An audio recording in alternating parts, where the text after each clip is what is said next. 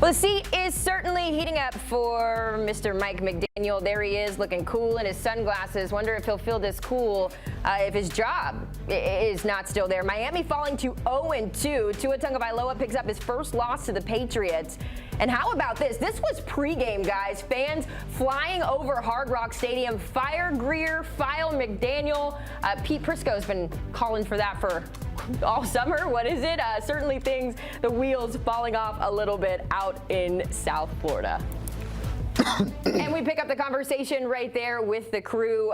Guys, this just goes from bad to ugly. It's the first home opener loss under Mike McDaniel. Dolphins' first 0-2 start since 2019. You kind of expected this? Well, I didn't expect them to be as bad as they are. And this is a team, when you look at them, they're worse than I thought they would be. And I thought they would be at least 1-1 maybe at this point. But the way they play, they just look lost at times. And it doesn't look like there's any consistency to it. I go back to the discipline. I'm a big guy on coaches instilling discipline in a team. You played for Belichick. You know, you've been around the league. Discipline, discipline, discipline. This team lacked it, and now they tried to have it. You can't go from one to the other. You can talk all the talk you want. We're going to go on an 11-day trip. We're going to bond together. We're going to do this. No. You have to either instill that. When you become the coach, you can't change who you are. And guys look right through you. If you try and be, you know that. If you're trying to be something you're not, that's a problem. They go to Buffalo Thursday.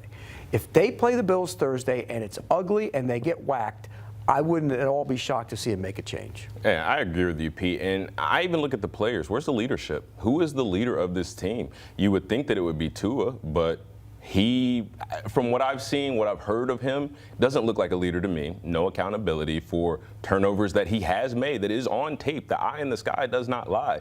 Defensively, you've got a guy back in Minkah Fitzpatrick, but he hasn't really made an impact since the trade with the Steelers for Jalen Ramsey. So I'm looking on both sides of the ball. Pete, you're right. They always look lost. I mean, Mike McDaniel's is a lost cause.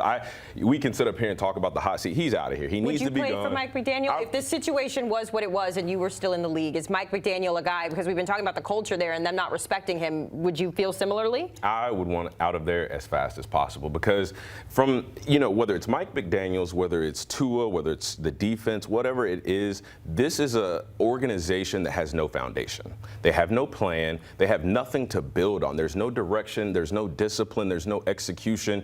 And for me as a player, if I'm honoring my small window of opportunity that you have, because we know the NFL stands for not for long, I would not want to be in a place that is a complete dumpster fire, which is where Miami is. But if you were on another team and they paid you enough money, you'd go there. Well, yeah,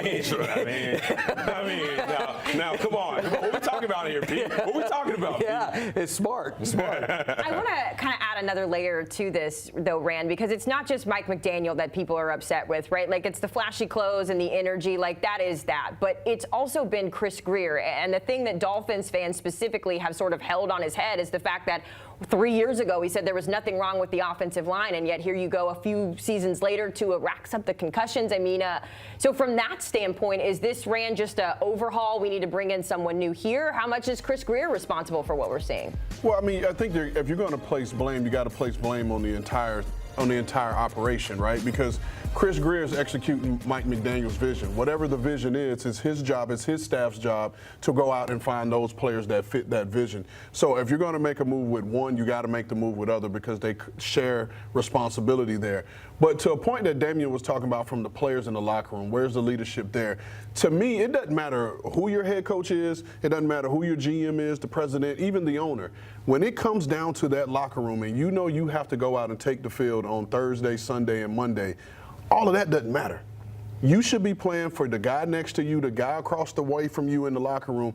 And regardless of what you feel about the head coach, you should be playing for your brothers next to you. And that, to me, has been the most disappointing part. Because I agree, I don't know where the leadership is in the locker room.